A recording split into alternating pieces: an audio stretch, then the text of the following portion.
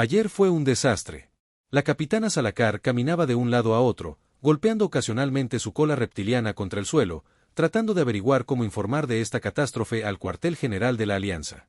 7 miembros de la unidad de exploración quedaron en un mundo mortal de clase 2, entre ellos humanos libres. Los humanos eran una nueva incorporación a la Alianza Galáctica y, como suele suceder con las novedades, debían ser tratados con cuidado debido a su rápida popularidad como una especie joven, extraña pero encantadora. Esta nave era simplemente la tercera nave propiedad de la Alianza en emplear humanos. Perder a cualquiera de ellos durante una misión tan trivial como catalogar mundos capaces de sustentar vida era un escándalo potencial y el fin definitivo de la carrera de Salakar. ¿Cómo sucedió esto? ¿Por qué había una flota pirata en los confines del espacio conocido? La unidad de exploración no estaba preparada para afrontar una batalla con los feroces Oz y tuvieron que retirarse antes de lograr recoger a todos los miembros de la expedición para el planeta. Suspiró. Ya no había nada que pudiera hacer. Con el corazón apesadumbrado, Salakar caminó hacia el puente. Solo durante una reunión de emergencia como esta se podía apreciar la diversidad de la tripulación de esta nave. X7 albergaba especímenes de 27 especies que aún eran modestas en comparación con el GA que constaba de más de 300 de ellas. Sería poco práctico ajustar cada nave para emular el entorno de cada especie de una capacidad que les permitirá trabajar y vivir cómodamente. Se decidió tripular las unidades de exploración con especies con necesidades similares. La tripulación del X12, que albergaba principalmente especies acuáticas, se vería muy diferente en comparación con la del X7 con cada par de ojos, oídos o cualquier órgano o apéndice dado a las especies que usaban para comunicarse. Se encaró hacia la capitana Salakar. Ella explicó la situación a sus subordinados. Los diferentes modos de comunicación no eran un problema dado que todos poseían un traductor personal capaz incluso de traducir unidades en tiempo real, como se esperaba durante la declaración. Cada especie cuyo Kim fue declarado desaparecido apareció gravemente después de escuchar la noticia. El único tripulante que no estaba presente eran los exendotelépatas. Podrían ser fácilmente abrumados por las emociones de la otra tripulación a su alrededor y serán informados por separado. Era hora de dar el clavo en el ataúd, una expresión que Salakar había aprendido recientemente y no esperaba pensar tan rápido. Ya nos estamos alejando de ellos al 50% de la velocidad máxima de un motor FTL. Detenerse ahora mismo requeriría al menos 4 meses, e incluso si esa fuera una opción viable, no podría poner a todos los demás en riesgo regresando sin apoyo militar. Nos dirigimos a la estación GAM más cercana para las reparaciones y refuerzos necesarios. Me temo que, dada la guerra en curso, tendremos que esperar antes de que se reúna una flota lo suficientemente grande. El motor FTL era de alguna manera una nueva adición a los logros tecnológicos de la GA, ya que solo tenía 300 años. Aparte de desencadenar conflictos que de otro modo no serían posibles, esencialmente impulsó a la Alianza a la gran era de exploración, de la cual esta nave era un ejemplo. Antes, los contactos entre especies consistían principalmente en comunicación de largo alcance o para exploradores extremadamente motivados que viajaban en cápsulas de hibernación. Algunos de esos viajeros todavía están siendo recuperados. El hecho de que los humanos ya poseyeran motores FTL al momento de ese descubrimiento fue una de las razones por las que fueron aceptados en la GA casi de inmediato, pero como sucede con muchos inventos nuevos, están lejos de ser perfectos. Alcanzar la velocidad FTR es fácil. Desacelerar mucho menos y cambiar el rumbo durante dicho viaje es una característica que aún no se ha logrado. Finalmente, el ingeniero humano Stephen rompió el silencio con preguntas sobre qué equipo tenía la tripulación perdida y cuál era el entorno del planeta. A través de la sorpresa de Salakar, todos los humanos se calmaron visiblemente después de escuchar la respuesta, lo que la hizo cuestionar la precisión de sus habilidades de lectura del lenguaje corporal cuando se trata de humanos. Otros parientes de los miembros de la tripulación que quedaron atrás, por otro lado, se sobresaltaron aún más, expresando formas en que el clima de este planeta o la vida nativa podrían dañarlos, excepto la VIX, que simplemente se congeló. Herviré una vida. ¡Qué sentencia! Finalmente, uno de los VIX y también el compañero de un miembro desaparecido habló. Todos, excepto los humanos, inmediatamente guardaron silencio, ya no parecían serios. 2 de los ingenieros humanos discutían sobre algo en voz baja hasta que Stephen finalmente se levantó y habló. Capitán, puede que tengamos una manera de ayudar a la VIC y a otros chicos que no manejarán bien este planeta antes de que Salakar y el resto de la tripulación pudieran recuperarse del shock. Otro humano intervino mientras se cubría la cara con las manos. ¿Está seguro de que esta es una buena idea? Recuerda una línea inicial del informe de esta maniobra entonces que se supone que debemos hacer nada. El capitán John Carr finalmente exigió. Ingeniero Stephen, ¿cuál es su sugerencia? Tú y Steven se enderezó y respondió con una sonrisa completamente inapropiada para el peso de la situación. Estaban manejando la maniobra Prometheus más tarde en la sala técnica, Junto a Stephen, los ingenieros jefes y algunos tenientes, Catherine Sarkar estaba viendo distraídamente un informe de video del procedimiento mencionado anteriormente durante los primeros años de la exploración espacial. Una nave humana, Prometheus, accidentalmente dejó atrás un transbordador con un miembro de la tripulación. Su FDL, siendo una versión aún más antigua y tosca del gas, no podía alcanzar la velocidad que podían alcanzar hoy en día, por lo que solo necesitaban 10 días para desacelerar lo suficiente como para dar la vuelta. Lamentablemente, el transbordador en el que se dejó al humano estaba equipado con oxígeno para apenas 6 días. Su solución fue atar un motor FTL adicional a otro transbordador lleno de oxígeno y suministros. A una nave pequeña como esa no podría contener suficiente energía para alcanzar la velocidad máxima del motor FTO, así que decidieron desconectarlo solo cuando ya estuviera a máxima velocidad. Como ahuecando parte de su nave para hacer una pista en la que la lanzadera pudiera acelerar, mientras dentro del crucero caminaban continuamente la lanzadera que corría desde el final hasta el principio de la pista mientras canalizaban energía hacia ella. Finalmente la sacaron de la nave mientras estaba a máxima velocidad. La distorsión es fácil cuando la distancia y el objeto son lo suficientemente pequeños. Distorsionar un grano de arena desde la superficie del planeta hasta la órbita o teletransportar un crucero a 1 centímetro de distancia que agotaría por completo la energía de X7 a pesar de los escudos colocados alrededor del espacio hueco. Todo el informe de video estaba lleno de ruidos perturbadores que sugerían pequeñas explosiones o anomalías menores del espacio-tiempo, pero tuvieron éxito. Sarkar se volvió vacilante hacia el ingeniero jefe. ¿Podemos hacerlo? Silis no tenía músculos faciales aparte de los necesarios para manipular sus mandíbulas o mover sus ojos, así que su cara debería ser como una máscara. Sí, de alguna manera, mientras nuestro coche se sentía, Aglar estaba igual de sorprendido y a pesar del terror que sentía, tardó un rato en responder de nuevo, a pesar de la falta de indicadores claros. Obviamente, cada uno de mis 5 gritos decían que era una empresa temeraria y peligrosa, pero si se había hecho antes, creo que nosotros también podemos hacerlo. Antes incluso de que Sarkar diera una orden, Stephen puso una mano tranquilizadoramente sobre el hombro de Hagler y sonrió. Todo irá bien, pongámonos a trabajar. Mientras Sarkar enviaba informes, Elga y los ingenieros preparaban la nave para una empresa temeraria y peligrosa. A la tripulación de xenobiólogos se les encomendó la difícil tarea de elegir qué equipo debía instalarse en la pequeña lanzadera que se enviaba para ayudar a los miembros de la izquierda. Para su sorpresa, los humanos eran los más problemáticos.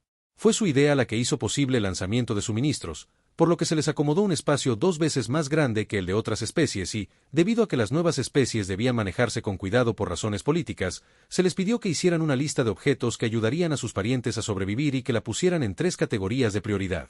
Se negaron a poner nada en la primera categoría, algo esencial en la segunda. Simplemente pusieron una navaja suiza y la lista en la tercera categoría tampoco fue muy largo: una plataforma hueca, una batería solar y algunas semillas y fertilizantes genéticamente modificados, todo lo cual representaba menos del 2% del espacio que recibieron. Permanecieron impasibles incluso ante los viejos autos y pisos del capitán, simplemente respondiendo que estarán bien. Otros necesitan más ayuda. Al principio, ella pensó que comparado con su fama son indiferentes a su propia especie. Después, al ver las caras que tenían mirando con preocupación, ella entendió que ese no era el caso. Como resultado, el resto de su espacio estaba mayormente lleno de equipo que ayudaba a otras especies. 2 días después, tras una maniobra que ponía los nervios de punta, Alcar finalmente recordó cómo uno de los humanos estaba preocupado por la apertura del informe de video. Decidió verlo de nuevo. El video mostraba un primer plano de uno de los ingenieros humanos. Aunque claramente inseguro, estaba forzando una sonrisa.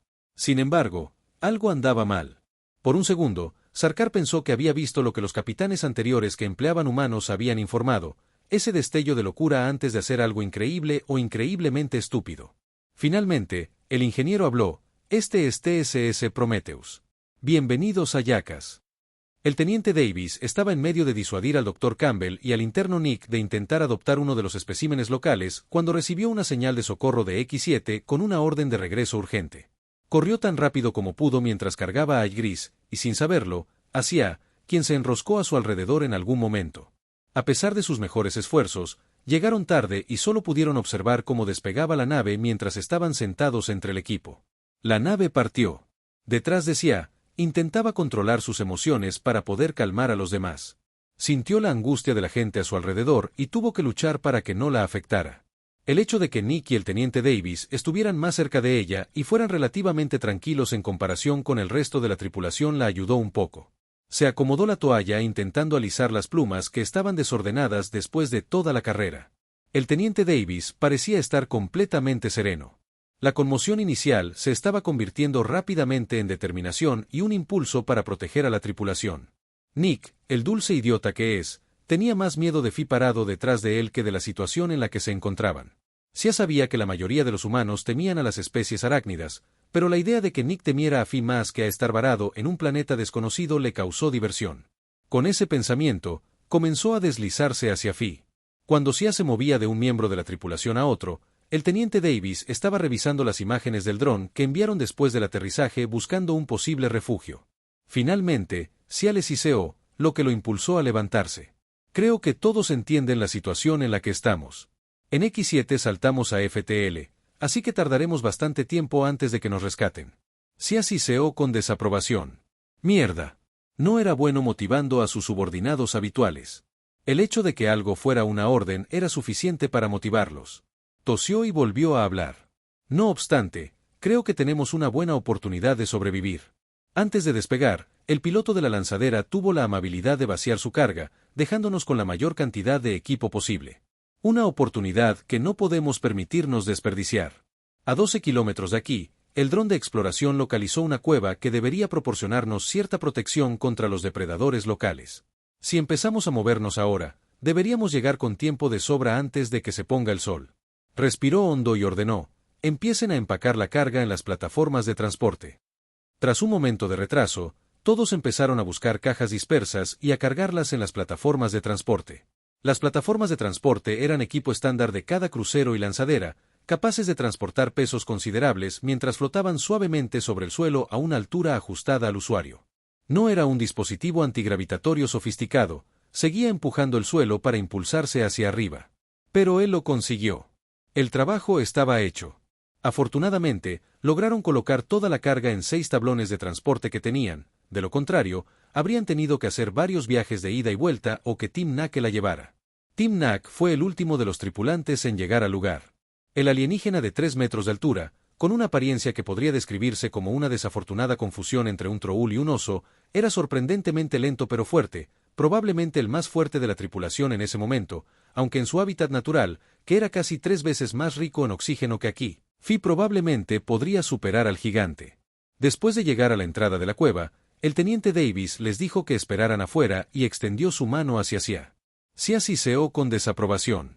Solo entonces el teniente Davis notó que durante el pasado pocas horas Sia solo siseó mientras transmitía simples mensajes telepáticamente a veces tarifa en la que Sia ahora fue respondida por ella señaló el lugar donde debería estar conectado su traductor lo que sucedió mira su cola que se dividió libre en la punta toca el dedo con el que señalaba ella forzó una imagen de su traductor cayendo durante el tiempo en que ella estaba envuelta alrededor de él en su cabeza suspiró lo siento por eso, pero algo vive ahí dentro y eres la única capaz de realizar.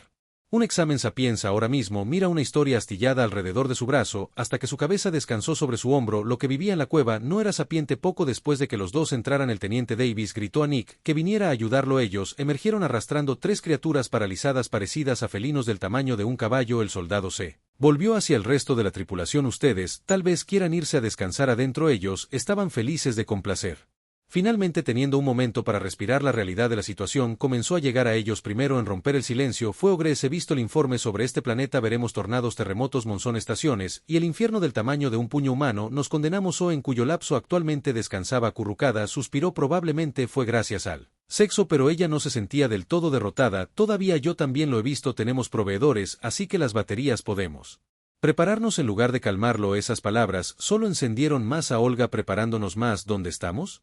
Habrá casi 50 grados centígrados durante el verano. Ni yo ni Fi podemos soportar eso. Zoe se agitaba a pesar de la presencia de Sia. También alzó la voz. Vamos a encontrar un lugar más fresco. Si no lo vamos a construir, si necesitamos algo lo encontraremos, o lo haremos. Nadie va a morir. Auguste replicó. No hay ni un ingeniero aquí. Cuando perderás el tiempo fingiendo ser uno, adivina quién aparecerá. Depredadores locales, de los cuales esos gatos eran modestos ejemplos. Nick, que hasta ahora se sentaba en silencio contra la guerra, interrumpió Davis. Tiene algunas armas y un paralizador. También tenemos algunas tablas de transporte. Podemos averiguar algo. Eso definitivamente no calmó al alienígena. No puedes matar un depredador de metros libres con una tabla de transporte. Y de nuevo con la fabricación no hay ingenieros. Aquí tenemos un soldado, 2 xenobiólogos, geólogo, microbiólogo, botánico, y Ogresa señaló a cada miembro mientras nombraba su campo excepto por el ausente teniente Davis. De repente Dudó cuando llegó a Nick. Sabía que no era un ingeniero porque no los enviarían a la superficie durante la catalogación rutinaria. ¿Quién demonios eres tú? Un poco avergonzado respondió Nick. ¿Un pasante? ¿Qué demonios es un pasante? Preguntó August genuinamente desconcertado. Las pasantías eran un suceso bastante raro en la GA y básicamente desconocido cuando se trataba de tripulaciones de naves de exploración, ya que la mayoría de las naves dependían de la gran especialización de sus especímenes. No había necesidad de pasantías. Los niños rápidamente decidían su dirección general de educación y la reducían aún más tarde. Así una persona que terminaba su educación estaba lista para servir en la nave recién salida de la escuela. Antes de que Nick pudiera responder, fue llamado por el teniente Davis desde fuera de la cueva. En la entrada de la cueva, el teniente Davis estaba de pie junto a los cuerpos felinos apilados en una tabla de transporte. Había un río cerca. Dejaré los cuerpos allí para que se enfríen. Si nada los roba, serán el desayuno de mañana. Le entregó a Nick una pistola paralizante. Se dice que paraliza. Si algo se acerca, dispárale, porque está aquí para comprobar la sapiencia. Si no es sapiente, es comida. Después de la última frase, también le entregó un cuchillo. Soy un pasante, no un soldado, protestó Nick. El teniente solo sonrió. Felicidades, la parte militar de tu pasantía comienza hoy. Dio unos pasos antes de darse la vuelta y agregar, mientras estés en GAR, piensa en algunas trampas explosivas para depredadores para dejar por la noche en la entrada. Volveré en 1 o 2 horas. El teniente Davis entró en la cueva con Nick siguiéndolo, liberado del servicio de guardia. Avanzando, escuchó ruidos de charlas. El soldado suspiró aliviado. Era bueno oír que la moral era mejor que cuando se fue. Todos estaban ocupados con la limpieza, sacando el equipo útil de las cajas y sin embargo, cuando se acercó y sus compañeros de tripulación lo vieron venir, la atmósfera se tensó repentinamente y todos dejaron de moverse y guardaron silencio. ¿Qué pasó con el paracaídas en el sitio?, preguntó mientras. Señalando al reptil de 4 patas de 1 metro de altura que Zoe intentó esconder detrás de su espalda sin éxito, su postura húmeda y se parecía mucho a la de un perro, salvo por el cuello elevado, pero nos ha seguido hasta ahora. Empezó a abrazar al animal, supuestamente tratando de protegerlo del teniente Davis. De hecho, parecía ser el mismo animal del que la estaba sacando antes de una emergencia. Luego añadió apresuradamente, Isia dice que es amigable, cree que somos sus padres. El teniente Davis se volvió hacia Sex, que estaba sospechosamente envuelto alrededor de Aigris. ¿En serio, Sia? ¿Y todos están de acuerdo con eso?, preguntó. Miré a mi alrededor, deteniéndome en el sexo y el cruel punto clave, dado que la nueva mascota era casi tan grande como Algrace, sin mencionar a Sia. Sia inmediatamente siseó con aprobación. Olgris, que pasó los últimos 20 minutos viendo a Zoe intentar enseñarle al animal a ladrar, esperando que se derritiera. Davis cedió y asintió. El teniente Davis suspiró. Lo que sea, sube la moral.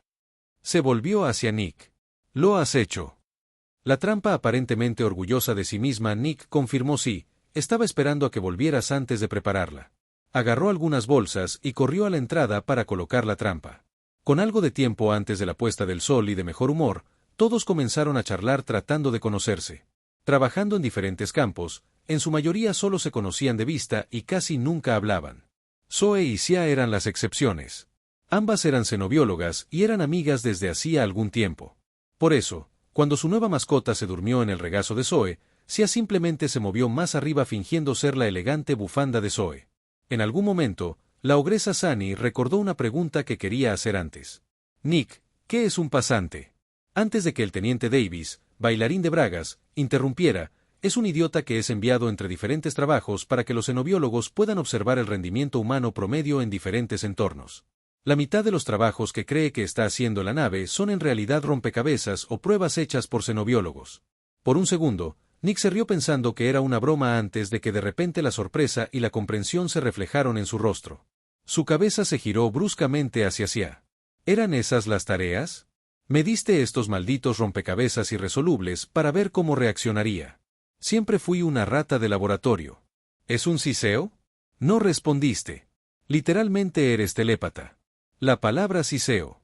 Todos estallaron en carcajadas, pero la risa terminó tan probablemente como empezó cuando de repente oyeron un maullido felino, seguido inmediatamente por lo que parecía ser carne explotando. Cuando fueron a investigar, encontraron la mitad de un cadáver que pertenecía a la misma especie que los gatos que anteriormente ocupaban esta cueva. Por lo que parecía, este era incluso más grande que los que habían visto antes. La otra mitad del cuerpo estaba manchada en el techo y las paredes de la entrada. El teniente Davis se volvió hacia el nuevo interno militar. ¿Qué demonios? Nick, puse una trampa explosiva en la entrada, ¿cómo preguntaste? ¿Con qué mina? ¿Tenemos siquiera esas, Nick? Simon, recordando algo, nos volvió hacia Davis y señaló a August mientras sonreía con suficiencia. Debes saber que, de hecho, lo hice con éxito. Maté a un depredador de metros libres con una tabla de transporte. Los ogros sorprendidos solo se reunieron para preguntar que apagué la seguridad, la volteé, establecí la altura preferida para cualquier especie no registrada a 8 metros y la configuré para que se activara al tacto. Finalmente establecí el peso de carga predeterminado a 1 tonelada. Todos finalmente entendieron cuando el felino se subió. La tabla de transporte lo empujó inmediatamente con la fuerza necesaria para levantar. 1 tonelada a 1 metro en lo que sea que la velocidad ascendente de la tabla de transporte sin la seguridad no es de extrañar que fuera al techo y las paredes y a todas partes, gritó Zoe mientras abrazaba a su mascota, y si un dragón vagaba sobre ella. El teniente Davis se cubrió la cara con las palmas y el costado. Tim golpeó a la ogresa. Todos estamos sin palabras, si se o sea.